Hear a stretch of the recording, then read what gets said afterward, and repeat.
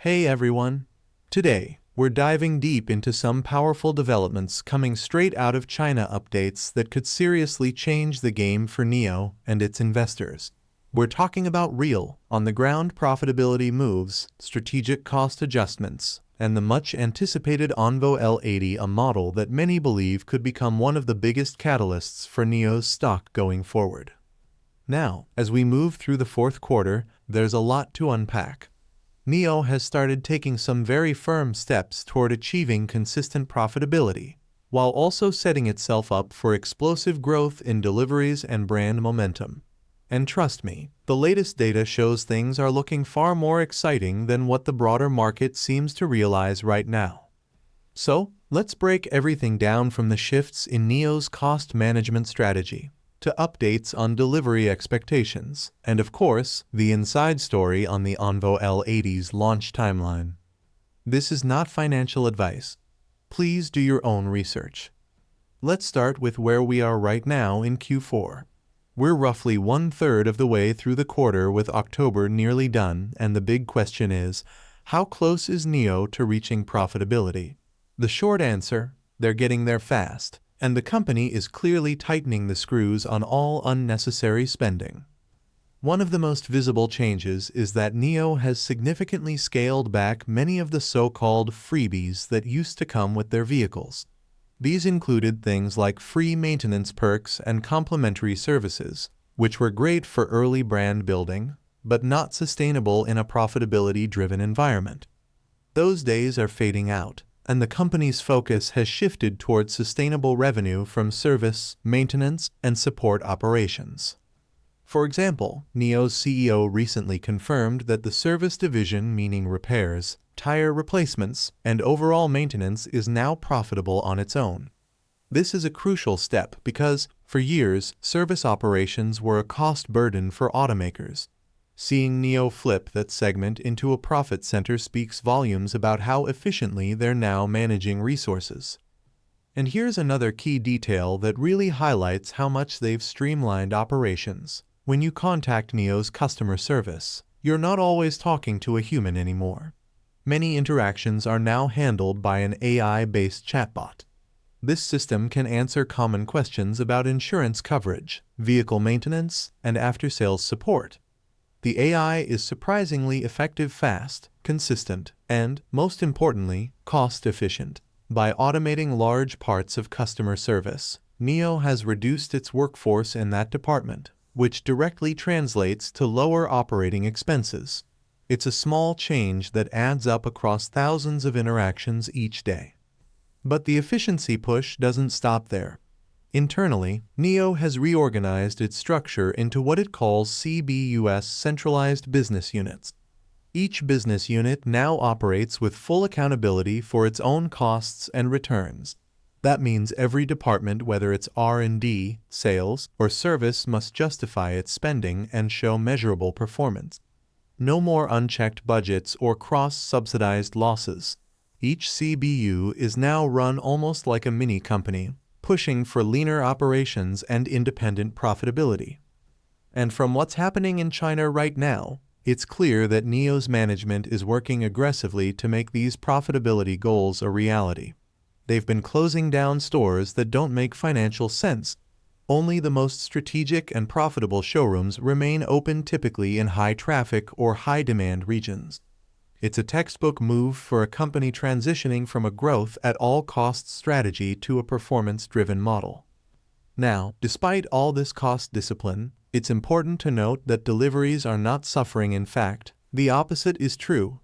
Deliveries have been surging, which is a strong indicator that efficiency doesn't necessarily mean slower growth. NIO has managed to keep its momentum strong, even while cutting back on expenses, a combination that investors absolutely love to see. Let's move to the charging and energy division, another critical pillar in NIO's ecosystem. According to management, NIO's supercharging and power charging networks are already profitable, which is a big win. These stations generate stable revenue through usage fees, and their margins are improving as more NIO vehicles hit the road.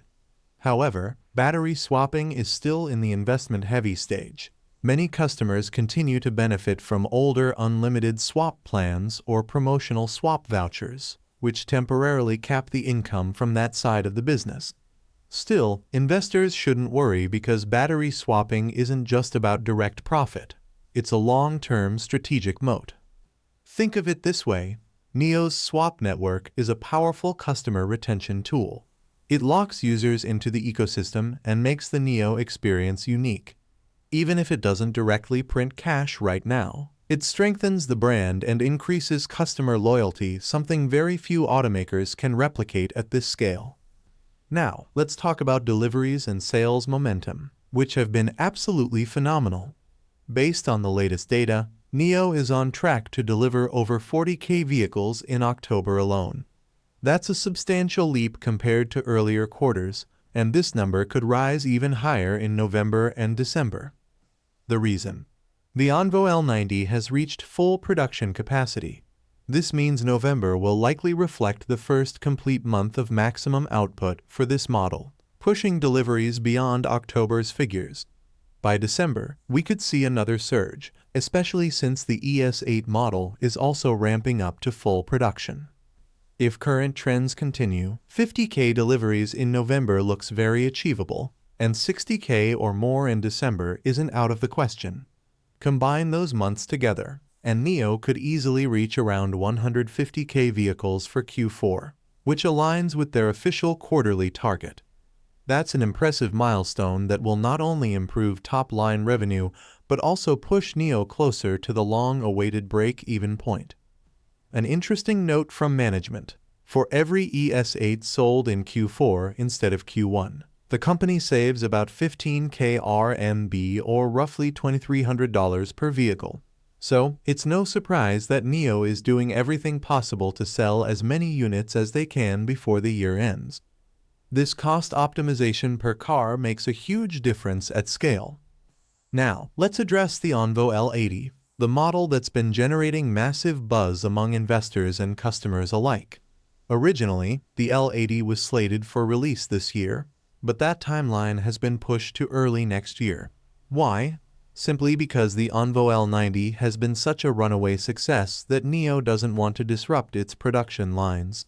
Both models share many of the same components, meaning that ramping up the L80 too soon would directly reduce L90 output, and since the L90 sells at a higher price point, it makes financial sense to prioritize it for now. But here's why the ONVO L80 is so strategically important. The L80 is designed as a 5-seater SUV, positioned right below the L90 in terms of size and price. Together, these two models, the L80 and L90, are expected to cover around 90% of China's family vehicle market. That's a huge slice of the pie, and it positions ONVO to dominate the mainstream family EV segment in 2025. The L80 will also come in at a lower price point, and when you factor in NIO's battery as a service BOS option, buyers can drive it for even less. It's the perfect blend of affordability, technology, and practicality, essentially a dream formula for volume growth. Given how well the L90 has performed, it's logical to expect that the L80 could become an even bigger hit once it launches. And don't forget, NIO's luxury equivalent, the ES7, which mirrors the L80's 5-seater design, will also hit its stride. Between the ES7 and the ONVO L80, NIO will have both the premium and mainstream segments fully covered.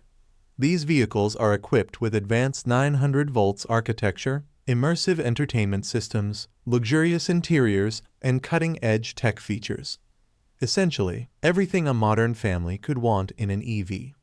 So, to wrap it all up, what we're seeing right now from NIO is the most promising transformation phase since the company's inception. They're cutting unnecessary costs, streamlining operations, and leveraging AI and automation to reduce overhead. Their charging network is profitable, their service business is profitable, and their delivery numbers are surging at record pace. The ONVO sub-brand, particularly with the L90 and upcoming L80, is proving to be a masterstroke, giving NIO exposure to a broader customer base while maintaining its technological edge. If NIO can sustain this delivery momentum through Q4 and into 2025, profitability isn't just possible, it's highly probable. Investors looking at NIO right now should be paying attention to these signals. The foundation is being set not just for short-term gains, but for sustainable long-term growth. And when the ONVO L80 finally hits the market next year, it could be the moment that sends NIO's stock soaring to new heights. So yes, the ONVO L80 might just be the car that sends NIO stock into orbit, but what's even more important is that the company is finally building a path where profitability and growth walk hand in hand. Thank you for joining us today. If you enjoyed the video, don't forget to hit the like button and subscribe to our channel for more stock predictions and market insights. Remember to turn on the notification bell so you never miss an update. Happy investing, and see you in the next video.